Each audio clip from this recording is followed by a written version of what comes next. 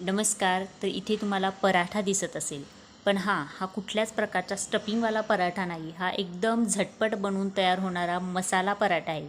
यासाठी खूप जास्त कष्ट करायची गरज नाही. एक फक्त चमचाभर तूप मी या पोळीवरती टाकून घेतलं. त्यामध्ये लाल तिखट, थोडासा मसाला, धणे पावडर आणि अगदी एक चिमूटभर हळद टाकली. त्यानंतर मीठ टाकून घेतलं आणि हे अशा पद्धतीने यावरती मिक्स करून घ्यायचं आहे आणि बोटाच्या साहाय्याने हा मसाला एकसारखा पोळीवरती आपल्याला पसरवून घ्यायचा आहे. त्यानंतर भरपूर अशी बारीक चिरलेली कोथिंबीर यावरती घालायची आणि अशा पद्धतीचा याचा रोल बनवून घ्यायचा आहे.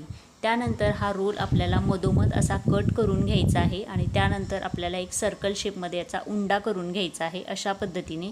आणि त्यानंतर आपल्याला थोडंसं सुकं पीठ लावून हा पराठा लाटून घ्यायचा आहे आणि भरपूर अशा तुपाचा वापर करून हा पराठा आपल्याला मस्त खरपूस भाजून घ्यायचा आहे. व्हिडिओ आवडल्यास व्हिडिओला लाईक करा. चॅनलवरती नवीन असाल तर चॅनलला प्लीज सबस्क्राईब करा.